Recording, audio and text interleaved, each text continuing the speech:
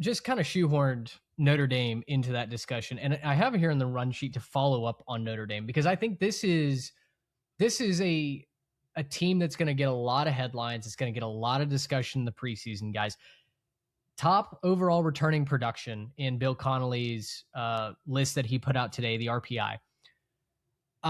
They also have one of the easiest schedules, I think, in college football. They miss USC off the schedule. The back half of their schedule is a little bit tougher. I think they've got Miami and they've got SMU, if I'm not mistaken, on that.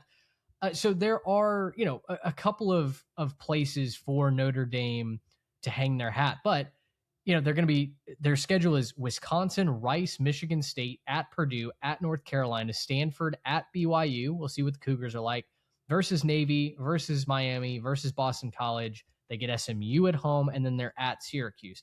I mean, you're going to be able to find a lot of schedules around the country that are much more difficult than what the Fighting Irish will play. And what's been the knock on Notre Dame, right?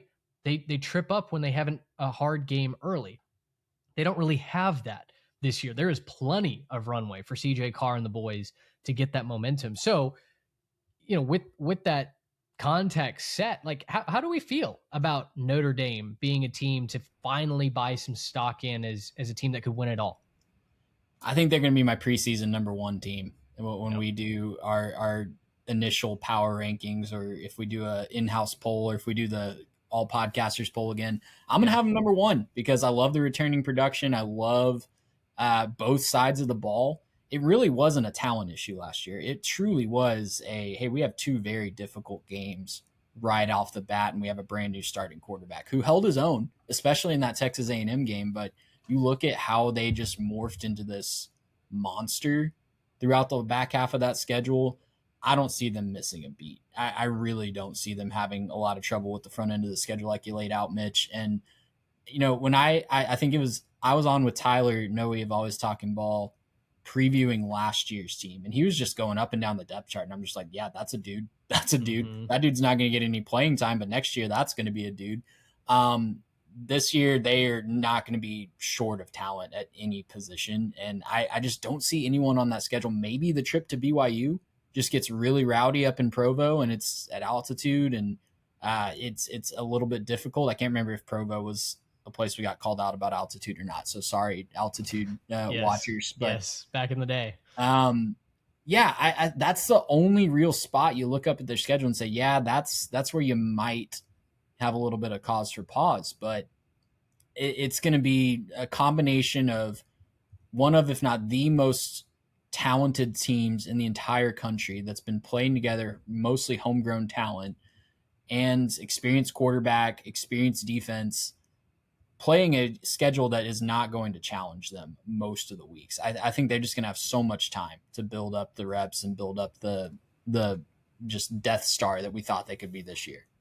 Well, and it's the experience at the quarterback position, right? The fact that I think in college football, especially, experience not just in terms of years played, but within a system, I think is really important because, you guys transferring across the country, you wonder how they might fit.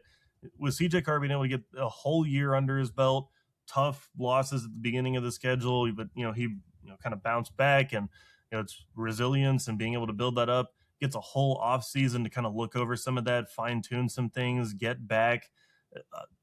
At this point, that's one of the most valuable things you can have as a young, talented, but continuing to develop quarterback. And if he's going to continue to develop, like you guys are saying, like over the first half of the year, then we're giving him a year and a half of development until it really starts to matter for him in terms of needing to lead the team, needing to put the team on his back. I personally love it for him. I think it's going to be great. The other thing that I think is maybe an intangible here is they got to walk around this entire offseason hearing about how great in-state Indiana is, and hearing about how good those Hoosiers are, and how they run college football now, and how Kurt Signetti's never going to lose a national championship game. He's going to win the next 10 and then retire or something. And meanwhile, you got, Freeman Company over there that have to just sit there and listen to that all offseason. If you need a reason to get pissed off, that's going to be part of it. So, I think that's going to be a very highly motivated Notre Dame team with not a whole lot of nonsense going on in that locker room. I would hate to be somebody on Notre Dame's schedule next year. Yeah, I'm right there with you. I, haven't done I don't know, the thought experiment on who exactly is going to be my number one team. But when we put out our graphic of our top 10 offenses, Notre Dame's obviously going to be high on that list. Most people will have them as their number one overall offense, not only from returning production standpoint, but as we talked about, the ease of that schedule. They're not going to be playing a ton of world beaters, especially early. So yeah, I think for the Fighting Irish fans, as frustrating as getting left out of the playoff this last season was, I do not think that this is anywhere close to what Florida State went through, right? Where all of a sudden you just drop off a cliff. I think this is the revenge narrative that the 2026 season will probably have as one of its main themes. And, that's a different kind of pressure, right? We're going to see how Marcus Freeman rises to some of those expectations. He's been putting that narrative to bed of, can he handle the week to week grind? Can he get his guys up for the biggest challenges? Or when it's not a brand name opponent, when it's a Marshall, when it's a Northern Illinois, can he get the Irish up to play? I think we're going to have all of those storylines in a blender, with kind of that main ingredient being revenge, to be quite honest. So would love to invite you guys to join the conversation, the Jimmies and Joes, over on our X account, Instagram, YouTube. Jump in the comments. If you're on the Spotify app, swipe up. We'd love to know, are you buying on Notre Dame? It certainly seems like we are. And yeah, again, we'd love to have that conversation with you.